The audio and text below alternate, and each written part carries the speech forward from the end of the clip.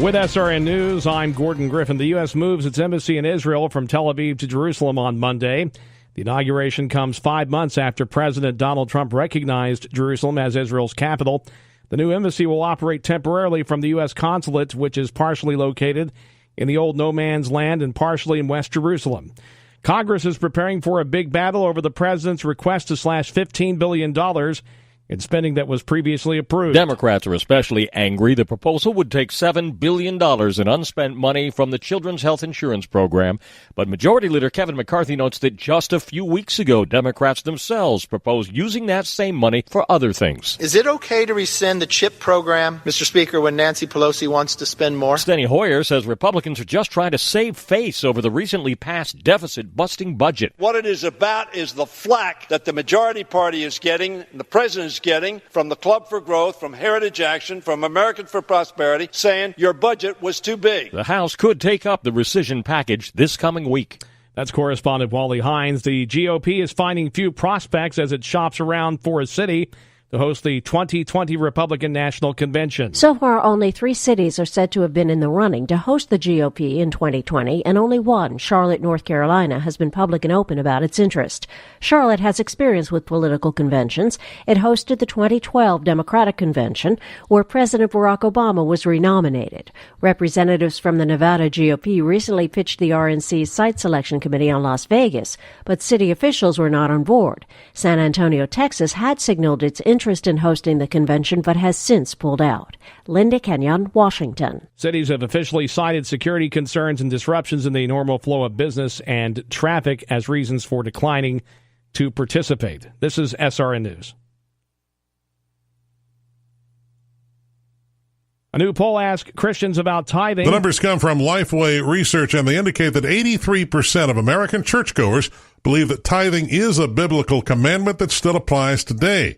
8% say no, and 10% haven't made up their mind on the question. Surprisingly, only 72% of Protestant pastors think tithing is a command that is still relevant these days, versus 25% that say it is not. 3% of pastors aren't sure. Michael Harrington, SRN News. Mission Eurasia is trying to turn this summer's World Cup in Russia into an opportunity for evangelism. The ministry will distribute 100,000 Russian-language New Testaments to soccer fans who come for the tournament, which runs June 14th through July 15th.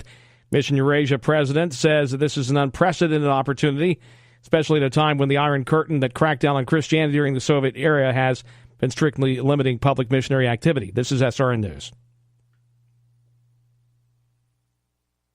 More financial losses for the USPS. We hear now from correspondent Keith Peters with the latest. The U.S. Postal Service has reported another quarterly loss. That's because strong gains in package deliveries were outweighed by an unrelenting decline in mail volume and the cost of its health care and pension obligations. The financial report comes amid criticism from President Trump, who says the Postal Service is being scammed out of billions by Amazon and other online retailers. That is correspondent Keith Peters reporting. The smell of 24 cupcakes in a baker's car was too much for a black bear in New Jersey. He smashed a window. He left only smeared icing and a paw print behind. Christine Allen tells the Record newspaper that the bear ate every single chocolate, vanilla, and strawberry cupcake that she had made for a large order. And really, who can blame him? Police have notified wildlife officials. More details at srnnews.com.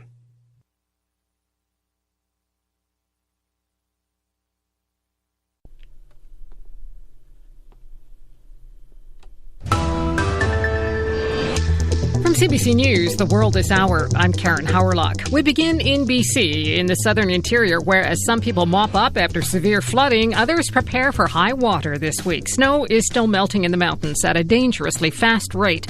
And the Premier says this year's flood season could be a 1-in-100-year event. Briar Stewart reports. In the Grand Forks area, more than 2,500 people are still out of their homes because the water has receded. Some have been trying to get back in to see just what has been damaged, but emergency officials are urging them not to. We're having a challenge with keeping people out of the evacuation order areas. Frances Mike is with the Regional District of Kootenay Boundary. She says so far there have been about 30 rescues.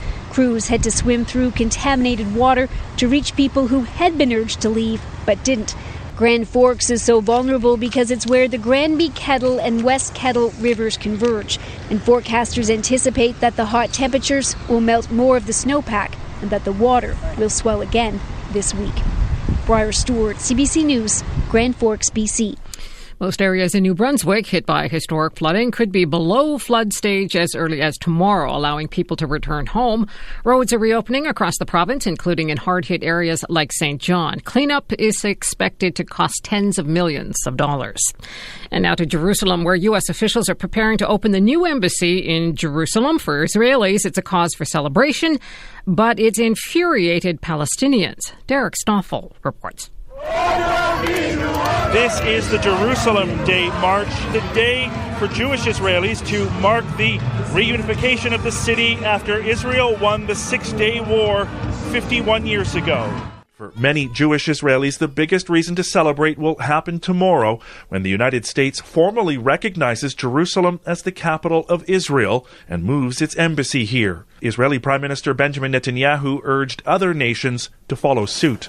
I call on all countries to join the U.S. in moving their embassies to Jerusalem. But Palestinians are still angry, accusing the Americans of being dishonest brokers, siding with Israel. And Palestinians are expected to hold major demonstrations this week. Derek Stoffel, CBC News, Jerusalem. U.S. National Security Advisor John Bolton says private investment will be on the table during next month's summit between President Donald Trump and North Korea's Kim Jong-un. The two are meeting to discuss the North giving up its nuclear weapons. Speaking to ABC's This Week, Bolton says the U.S. is prepared to trade with North Korea when it can show its denuclearization process is irreversible. North Korea has previously agreed, several times in fact, to give up its uranium enrichment and plutonium reprocessing capabilities. We've got the ballistic missile issue is on the table. We've got to look at chemical and biological weapons. The leaders meet June 12th in Singapore. Police in Indonesia say a family of 6 carried out deadly attacks on 3 churches today. At least 7 people, including the family, died. Dozens of others were wounded. The mother and 2 young daughters detonated bombs at one church. The father and sons targeted the other 2 churches. President Joko Widodo called their actions barbaric. The country's authorities will not allow this kind of cowardice. I'm calling for all sections of society to fight terrorism.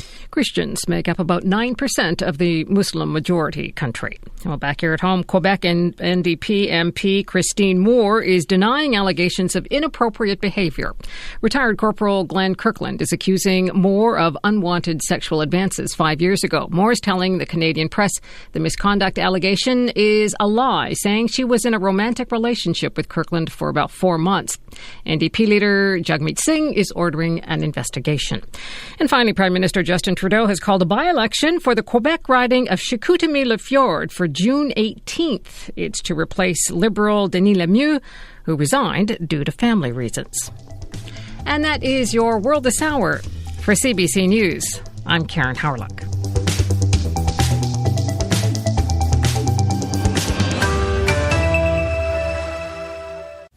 Your NBC Sports Radio update starts now. Score 1 for the home team. I'm Jeff Nathanson. Let's start with the NBA playoffs. The Boston Celtics led the Cleveland Cavaliers at halftime by a huge amount, and the final score equally as impressive. Celtics 108, Cavaliers 83. That's the final from Game 1 of the Eastern Conference Finals in the NBA. How did they do it? Well, LeBron James had a bit of an off game, only 15 points offensively. Got to give a lot of credit to the defense that Brad Stevens' Celtics team played on LeBron. Then I thought, by committee, everybody worked hard. You just have to keep, make it as hard as possible on LeBron. Easier said than done. He's obviously not going to have many games like that. Their shooters around him won't have many games like that. But I thought our guys were locked in, and, we're just going to have to be that again on Tuesday night. The three-point attack today for the Cavaliers was dreadful. 4 of 26 from three-point country. That's about 15%, and that's how they lost game number 1. In the Western Conference Finals, game 1 is set for tomorrow night. That's the Warriors and the Rockets. Let's talk NHL. Big game coming up tonight. That is just about an hour away from right now, and you can listen to it here on NBC Sports Radio. It's Game 2 between the Washington Capitals and the Tampa Bay Lightning. Caps lead that best-of-7 series 1-0 in the East. And the West, it's the Vegas Golden Knights taking on Winnipeg. That'll be in Canada. That's Game 2 Monday night, and the Jets lead that series 1-0. Credit where credit is due. How about Webb Simpson in position to win the Players' Championship today? He is on the final hole with a comfortable lead. Tiger Woods finished 11 under in the event. That's going to tie him for 11th. Pretty good considering. Baseball, 9th inning. Yankees lead the Athletics 6-2. Giancarlo Stanton a home run, his 10th. Red Sox beat the Blue Jays 5-3. Jeff Nathanson, NBC Sports Radio.